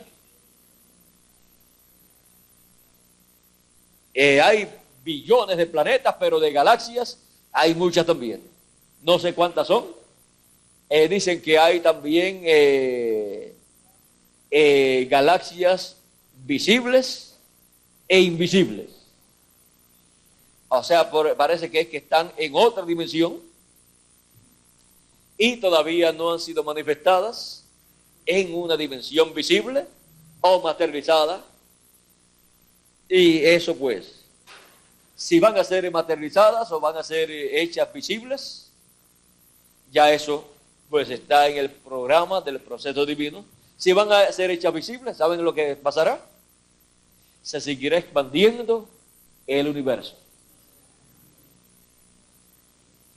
Si no van a ser visibles, si no van a haber más galaxias visibles, sino que las que están invisibles se quedarán invisibles en esa dimensión en que están, pues entonces cuando llegue el número de las que tienen que ser visibles, pues ahí se completa todo. Pero miren ustedes, la ciencia tiene temor de que así como el universo ha estado expandiéndose, llega un momento que comience a contraerse y vuelva a lo que era antes de comenzar su expansión. Pero ellos ignoran el programa divino. Durante el milenio, pues algo grande va a suceder también, y después en la eternidad también. Así es que no hay temor para los escogidos de Dios. Todo el programa que Dios tenga para todo ese tiempo es en favor de todos los escogidos de Dios. Así es que no hay preocupación de que se expanda más o que se contraiga. No hay preocupación de que se ponga más chiquito. Si se pone más chiquito, ahí vamos a estar nosotros. Si se pone más grande, pues ahí vamos a estar nosotros también. Ahora, hay otras dimensiones. Y como hay otras dimensiones, pues nosotros, teniendo el cuerpo físico y teniendo el cuerpo teofánico, no tenemos ningún problema. No tendremos ningún problema. Podemos estar en una dimensión visible o en una dimensión invisible a la vista humana. ¿No es eso lo que Jesús hacía? ¿Y no es eso lo que pasó con los profetas? ¿No es eso lo que sucedió en el monte de la transfiguración? Que vino Moisés y Elías de una dimensión invisible, de la sexta dimensión, y se hizo visible allí a los apóstoles Pedro, Jacobo y Juan. Y estuvo allí con Jesús. Ahora, y no solamente presente, sino hablando también, y hablando de la partida de Jesús a Jerusalén. O sea que todavía estaban ellos teniendo una parte importante en el programa de Dios para la redención del ser humano por medio de la muerte de Cristo en la cruz del Calvario. Así es que estamos hablando de la partida de Jesús a Jerusalén. Cuidado si aquellos dos varones que aparecieron en la resurrección, cuidado si eran Moisés y Elías. Dice que eran unos jovencitos, pero es que en el cuerpo, en el otro cuerpo, no hay ningún viejo. Y cuando ascendió, dice que dos varones. Y ellos estaban hablando de la partida de Jesús ¿a dónde? A Jerusalén. ¿Para dónde iban a coger ellos? Pues si el evento iba a ser en Jerusalén. Bueno, vamos a dejar esos quietecitos, no he dicho nada. Solamente toqué eso, pero no he dicho nada, así es que no digan que esto es así o así. Dejen esos quietecitos, pero recuerden que tenemos la promesa para el día postrero ¿de quién? De los dos olivos. Miren cómo para la segunda venida de Cristo también están los dos olivos señalados ahí, Moisés y Elías. Así es que cómo las cosas funcionan de la sexta dimensión para acá, eso la gente no lo comprende, pero sí funciona. Porque las cosas que se ven son hechas ¿de dónde? De las que no se veían. O de las que no se ven. O sea que desde otra dimensión, desde la dimensión sexta, se llevan a cabo cosas que se materializan luego aquí, en esta dimensión. Se llevan a cabo eventos para creación y eventos para hablar fuera de creación, muchas cosas. Y ahí lo vamos a dejar quietecito porque de eso depende todo lo que corresponde a nuestro tiempo, así como dependía todo lo que correspondió a cada edad y a cada dispensación. Y Cristo desde otra dimensión obra para esta dimensión. Bueno, todo viene desde la séptima a la sexta y de la sexta a nuestra dimensión. Bueno, vamos a dejarlo ahí quietecito. Nos hemos metido ya en un campo donde tendríamos que sentarnos, quizás hasta yo, porque ahí ya no hay límites para continuar hablando. Eso tendría que ser como en una vigilia, en un lugar donde estemos que ni molestemos a nadie, ni nos molesten a nosotros tampoco. Como hicimos una vez ¿dónde fue? En Torreón fue, ¿verdad, Miguel? Estuvimos ahí con los jóvenes platicando un ratito y salieron unas cuantas cosas muy importantes, lo cual fue de mucha ayuda para los jóvenes. Así es que, quién sabe si en alguna ocasión podamos tener algo así con los ministros, para beneficio de los ministros, sentados así sin, ¿cómo se llama eso? Sin mucha, no, es sin prisa y sin protocolo, como dice, sino así de platicando en una forma común, sin límites de tiempo y sin, vamos a decir, sin tema. Cuando estamos sin tema es que más tema tenemos, porque los abarcamos todos, tomamos de aquí, de allá y de todos los lugares, y así pues podemos platicar y ver muchas cosas en el programa divino. Hoy sí tenemos tema, ¿verdad, Miguel? El viento recio del oriente, me parece que es. El viento recio del oriente. Vean ustedes, ese fue el que abrió el mar rojo para el paso del pueblo hebreo. Y esa entrada y salida nos habla también de redención, ¿verdad, Miguel? Nos habla de redención entrando y después saliendo. Nos habla de redención Y miren ustedes, iglesia, ¿qué significa, Miguel? Los sacados fuera. Ven ustedes, por eso el pueblo hebreo es la iglesia de Dios del Antiguo Testamento, porque fueron los sacados fuera. ¿De dónde? De Egipto. Fueron sacados fuera y fueron colocados en una nueva tierra, la tierra de Israel. Y la iglesia del Señor Jesucristo también, ven ustedes, al ser los sacados fuera del mundo y colocados en el reino de Dios, son la iglesia del Señor Jesucristo.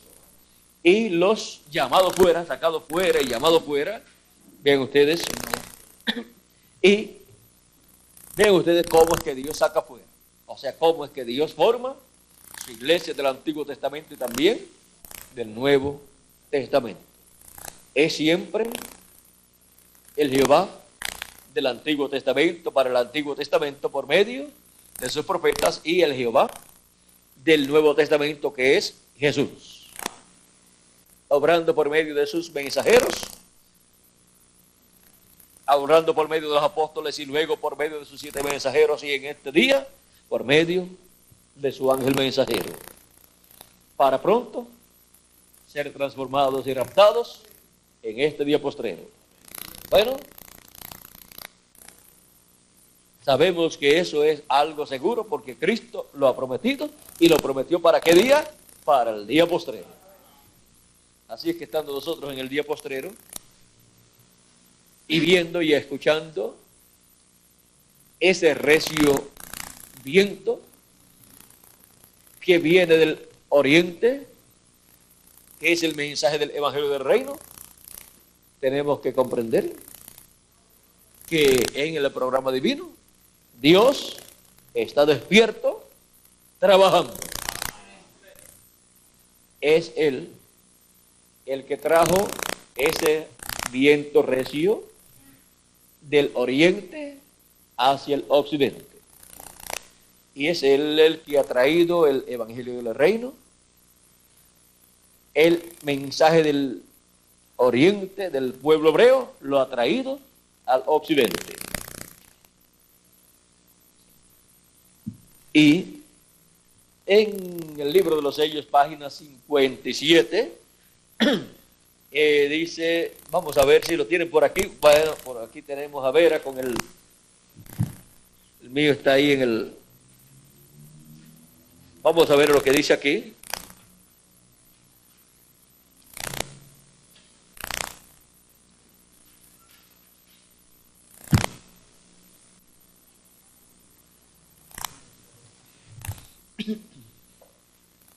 Este libro sellado con 7 sellos es revelado en el tiempo de los 7 truenos de Apocalipsis 10. Demos lectura allí también para tener un mejor entendimiento antes de entrar más profundamente. Y ahora, esto ya es el tiempo del fin, porque dice así: y vi otro ángel fuerte descender del cielo, cercado de una nube, y el arco celeste sobre su cabeza. Ahora, si usted se fija bien, notará que esta persona es Cristo, porque aún en el Antiguo Testamento Él fue llamado el ángel del pacto, y Él ahora viene directamente a los judíos, porque la iglesia ha llegado a su fin. Ahora, continuando, y su rostro era como el sol, y sus pies como columnas de fuego. ¿Recuerdan el ángel de Apocalipsis 1? Este es el mismo. Un ángel es un mensajero, y él es un mensajero a Israel. Si es un mensajero a Israel, ¿con qué viene? Con el mensaje de Israel y para Israel, que es el mensaje del Evangelio del Reino. Un ángel es un mensajero y él es un mensajero a Israel. ¿Ve usted? La iglesia está a punto de ser raptada. Él viene por su iglesia. Mira, para llevársela a la cena de las bodas del Cordero.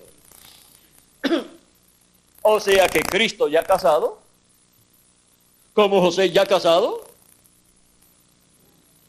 es que se revela al pueblo hebreo. Bueno, vamos a dejarlo ahí. Y también con un nombre nuevo. Con el nombre correspondiente a su segunda venida. Bueno, y ahí lo dejamos. Y recuerden, nuestro tema es el viento recio del oriente. El viento recio del oriente. Bueno, que Dios les continúe bendiciendo, que Dios les guarde. Y muchas gracias por vuestra amable atención y adelante en la obra del Señor Jesucristo, sabiendo dónde nos encontramos en este día postrero.